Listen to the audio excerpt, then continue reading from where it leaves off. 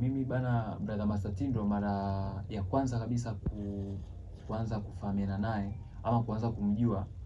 Cha kwanza niliweza kuanza kumsikiliza. Ilikuwa ni mwaka 2010. Nilikuwa mkoani huko ambapo kwa kipindi hicho alikuwa Capital Radio na alikuwa akitangaza matangazo ya mpira. Ilikuwa ni kombe la dunia, finali za kombe la dunia mwaka 2010 ambazo zilifanyika pale nchini Afrika ya Kusini, na alikuwa yeye pamoja na brother Amri Hassan Masare ambaye kwa sasa hivi yupo ITV. Kwa hiyo wakati huo nimeanza kusikiliza Capital Radio, baadaye nikaja nikamsikia katika kipindi cha michezo cha Capital Radio ambacho nafikiri kilikuwa kikianza saa 3 mpaka kama saa 3:30 hivi. Walikuwa wakikiendesha yeye brother Master Tindwa pamoja na Amri Masare. Kipindi kilikuwa kizuri sana na nadhani baadaye walikuja wakakiongeza muda, kikawa kinaenda mpaka saa 4 usiku. Na hiyo ni hasa kutokana na mahitaji ya wasikilizaji ambao walikuwa wakisikiliza Capital Radio kwa kipindi kile, kutokana na kipindi kilivyokuwa bora na kilivyokuwa kizuri, kwa sababu brother Master Tindwa ukiweka combination yake yeye na Amri Masare ilikuwa ni combination kubwa, ilikuwa liti sana, ambapo nakumbuka kipindi hicho brother Master alikuwa anafanya habari za michezo za kimataifa, alafu Amri Masare anakuja anafungua kipindi anafanya habari za michezo za kitaifa. Kwa hivyo nakumbuka neno moja wakati anaaga alikuwa anasema nasanzuka juu kwa juu kama mkungu wa ndizi, na kipindi hicho alikuwa akitumia jina la Master Tindwa mwana wa mtoto. Kwa hiyo tukaenda hivyo baadaye mpaka mwaka 2015 hivi nafikiri 14, nikawa simsikii tena redioni. Kwa hivyo nikawa simsikii tena, lakini baadaye mwaka 2018 mimi nimekuja Dar 2018, ilikuwa tarehe 25 mwezi wa 8 2018. Nimekuja kwa ajili ya shughuli zangu za kusomea uandishi wa habari na utangazaji.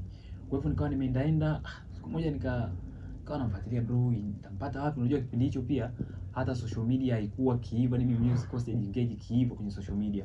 Kwa hivyo baadaye nikaja nikamsikia siku moja, nimewasha redio, nakumbuka ilikuwa 2020. Nikamsikia akitangaza mpira kipindi hicho.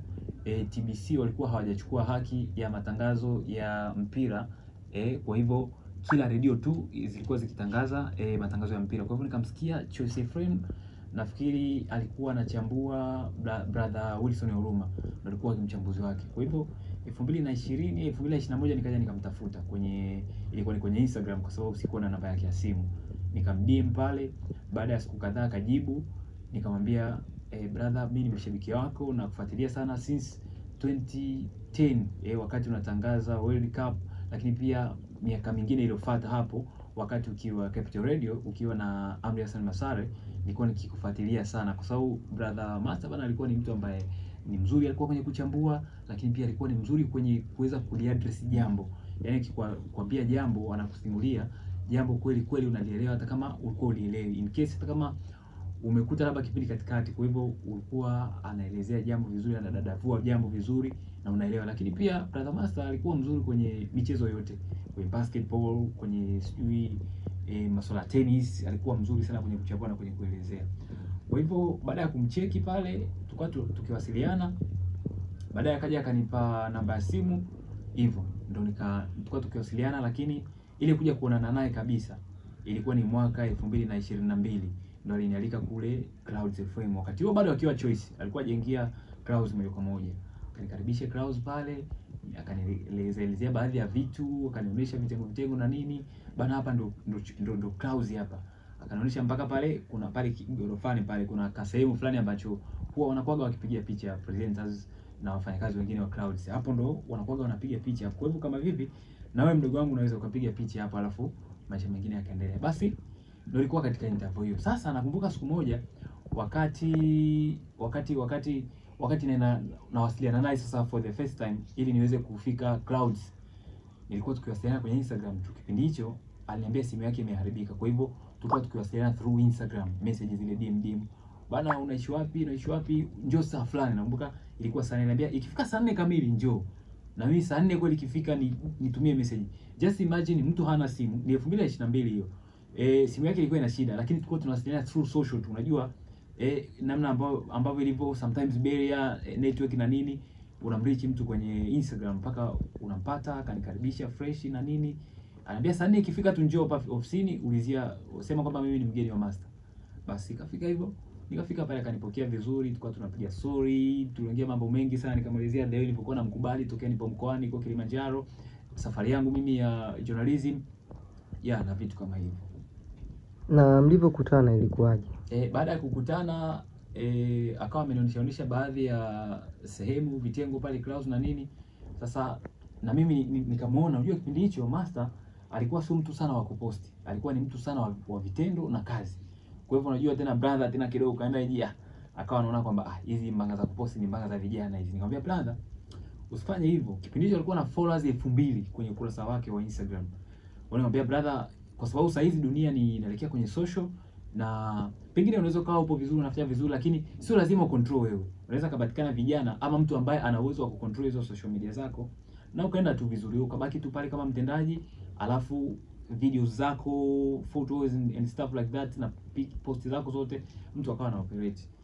Nikamshauri pale, nikamwambia bana bro, sasa hivi wewe ni mtangazaji mkubwa. So sasa actually ni mtangazaji mkubwa na unafanya vitu ambavyo ni bora, ni vikubwa sana. Kwa hivyo inabidi vihifadhiwe.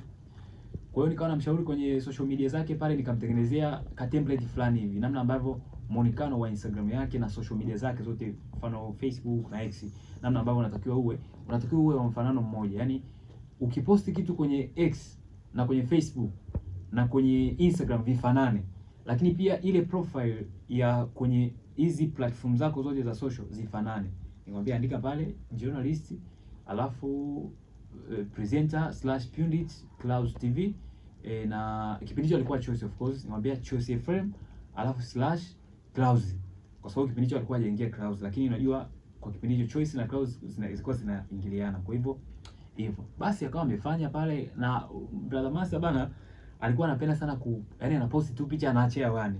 Let's say picha labda za wachezaji, sijui matokeo yamemalizika mechi, anaacha haweki caption. Niambia brother, kuna jukumu lingine la kuweka caption ili uweze kupata engagements na impressions. Inabidi uweke caption, umuelezee mtu kwamba hiki ni kitu gani, kwa sababu pengine hizi socials ni worldwide. Pengine una mashabiki zako ambao wapo Kenya, una mashabiki zako ambao wapo nje ya bara la Afrika, wanataka kujua kwamba hiki ni kitu gani. Kwa hivyo inabidi uandike. Whether unajua sasa hizi kuna zile algorithms zile. kuna ile language translations. Hata ukiandika Kiswahili sio mbaya, lakini ukimwelezea mtu kwamba hii labda ni matokeo yameisha full time, Simba 2 Yanga 1, ama Yanga 2 Simba 1, ama matokeo labda mechi fulani labda KMC na Dodoma Jiji whatever, inakuwa ni rahisi hata mtu kuweza ku reach na kuweza ku catch up. Kwa hivyo akawa brother akanisikiliza, akawa anafanya hivyo na nini, and of course tukawa tumeenda, mimi nikawa namshauri baadhi ya vitu kwenye social na nini, brother fanya hiki, na kuna baadhi ya vitu vingine nilikuwa namtengenezea namtengenezea kabisa, namwambia bro, sasa hizi dunia imeelekea kwenye social, inabidi usiposti tu picha plain, usiposti picha kavu, inabidi utengeneze kidogo na template yako fulani hivi, unaweka social media zako pale ni like kama presenters wengine ambao wanafanya. Kwa hiyo nikamwelekeza pale, nikawa nampa baadhi ya templates, nikipata time namtengenezea template, namwekea, anaposti mwenyewe, namtumia through WhatsApp nikipata time hivyo. Nilitamani sana ku run page yake, lakini mimi pia nilikuwa kutokana na ubizi wa kazi zangu na mambo yangu na nini, kwa sababu ni kitu ambacho kinahitaji muda kidogo, lakini pia ni kitu ambacho kinahitaji creativity ili uweze kumvutia mlaji ama uweze kumshawishi mtazamaji ama audience wako, inahitaji utulivu wa hali ya juu na kitu kiwe makini kweli kweli. Kwa hivyo akawa anaenda na mshauri tu, japokuwa na post picha plain, lakini atengeneze caption ambazo ni very attractive.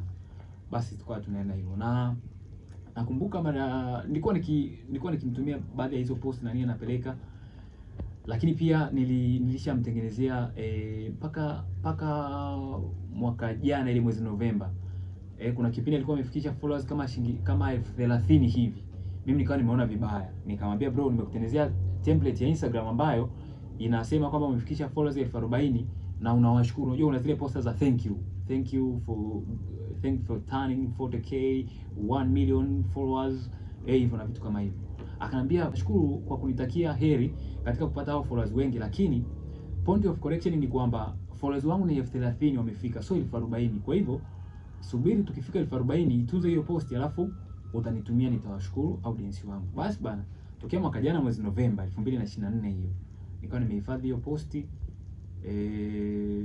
Nikawa nachungulia tu page yake ya Instagram, namwambia bro unakuwa, twende. Tukifika kiasi kadhaa, hii ni biashara kubwa hii sana brother. Ananiambia haina noma mdogo wangu, nitaenda. Nikamwambia bado na pale ofisini Clouds wakiwa wana posti zile posti zao ambazo umefanya uchambuzi, basi wao wana collaborate ili mwisho wa siku unaongeza followers numbers, kwa sababu Clouds walikuwa na watu wengi. Alafu na yeye pia alikuwa na watu fulani. Kwa hiyo ni kama wanakubeba. Audience ya Clouds wanakuona, wanakufollow kwa sababu unafanya kitu kizuri, wakichanganya na audience wako unatengeneza kitu fulani kikubwa kinakuwa hit. Basi ikawa hivyo. Sasa anyways, kwamba sisi tunapanga, alafu na Mwenyezi Mungu naye anapanga. Kwa hivyo kwa bahati mbaya ndio hivyo, Brother Master ametutoka bila kufikisha ile ahadi ya kutoa thank you for followers 40,000. Mpaka nafariki alikuwa na followers 39,800. Kwa hiyo alikuwa amebakiza followers 200 tu. Only 200 followers. Twende tukasherekee, tumefikisha followers 40,000, hivyo na maisha mengine yaendelee. Kwa hivyo ndio hivyo ambavyo nilimfahamu Brother Master Tindwa, na tulikuwa tukiwasiliana sana. Alikuwa akinishauri vitu vingi kwenye journalism. Alikuwa pia na mimi nampa ushauri baadhi ya vitu vya social. Unajua tena Gen Z kuna baadhi ya vitu, ule ni brother unajua sometimes. Lakini alikuwa mdengereko ambaye ana roho nzuri sana, alinipokea sana Clouds. Nilikuwa nikienda Clouds kwa ajili yake. Hata siku nyingine ananiambia, mdogo wangu, kama hujabana sana na kazi, njoo tu tuongee baadhi ya vitu na nini, kushare experience kwenye media. Unajua bana, wewe ni kijana. So ilikuwa hivyo. Lakini katika kitu ambacho mimi sikuwahi kukifahamu kwa Brother Master ni kwamba tokea kipindi chote hicho ambacho nimekuwa rafiki naye ile sana kuwasiliana na nini kuanzia mwaka 2022, sikuwahi kujua ni shabiki wa klabu gani. Sio Ulaya, sio Bongo. Sikuwahi kujua kabisa. Sometimes kuna utani ule kwamba sijui Singida akicheza na Yanga hawezi kukaza na nini, Singida akicheza na Simba anakuwa na kaza sana. Lakini kwa kupitia ule utani pia sikuwahi kujua kwamba brother ni shabiki wa klabu gani. Anashabikia klabu gani. Tulikuwa tukifanya uchambuzi na yeye pale kwa ajili ya kwenye media yangu na kitu kama hicho, lakini hakuwahi kuonesha kwamba yeye ni shabiki wa klabu gani. And of course baada ya mwisho kuzungumza naye, nadhani tulikuwa tukichati kwenye WhatsApp, ilikuwa ni Jumatatu ya wiki iliyopita. Jumatatu ya wiki iliyopita kule alimposti mwanae, lakini pia alibadilisha profile picture kwenye WhatsApp yake. Akawa amemweka mwanae mweupe yule. Sasa wakati ameposti ile status kwenye WhatsApp amembeba mwanae, nilikuwa sijamuona vizuri. Nikamwambia brother, huyo mtoto wa kike utatamani aje kuwa mtangazaji kama wewe, au aje kuwa daktari, au aje kusukuma kabumbu? Akaniambia kiutani, huyo so dem bana, huyo mtoto wa kiume. Nikamwambia brother sorry, sijaona vizuri. Nikamwambia okay, kama mtoto wa kiume brother, utatamani aje kuwa daktari, ama aje kushika kipaza, au aje kusukuma kabumbu mpira kama Fiston Mayele? Alicheka sana. Kwa hiyo rest in peace Brother Master Tindwa. Master wa game. Nilijifunza vitu vingi sana, vingi sana kutoka kwako. Na kitu kingine ambacho nilikuwa sijui, kuna madam fulani ipo Clouds. Unajua nilikuwa nikienda Clouds sana kwa sababu ya Brother Master. Nilikuwa nikienda sana Clouds kwa ajili ya Brother Master. Kwa hivyo siku nyingine, yani Clouds ilikuwa kama nyumbani hivi yani. Mpaka siku moja kuna madam fulani pale, akaniambia unamwona huyo madam ndio keshia wetu, huyo shabiki kweli wa Manchester huyo. Yani wakawa wanataniana hivi, like just imagine, ni mtu mzima sana kwa Master na ni mtu mzima sana kwetu, lakini walikuwa kama wanataniana sana na yule madam. Mimi sikujua bana, kumbe Brother Master ni mshabiki wa Manchester United, na mimi nimejua baada ya kuwa amefariki. Kwa hivyo ndio maana akawa akitaniana sana kwa sababu ni mshabiki mwenzake wa Manchester. Lakini pamoja na kwamba walikuwa wakitaniana sana, ila sikuwahi kujua kwamba Brother Master anashabikia klabu gani. Sio Ulaya, so hapa. Kwa hiyo nasikitika sana kumpoteza rafiki, brother ambaye alikuwa ana weledi sana, brother ambaye alikuwa na busara sana, brother ambaye alikuwa ni mtu wa watu sana, brother ambaye alikuwa ni mtu social, ni mtu charming kwa watu wote. Na hata baada ya kuwa nikifika pale Clouds, nilikuwa naona watu wengi wana Brother Master. Nilikuwa naona watu wengi sana. Nilikuwa namuona Tei alikuwa akimtania sana, lakini walikuwa wakishirikiana sana katika baadhi ya kazi zao na nini, tokea wakiwa Choice, na baadhi ya watu wengi sana kikweli. Na naweza kusema tu hivyo, nimepoteza rafiki brother. Sina mengi sana ya kusema.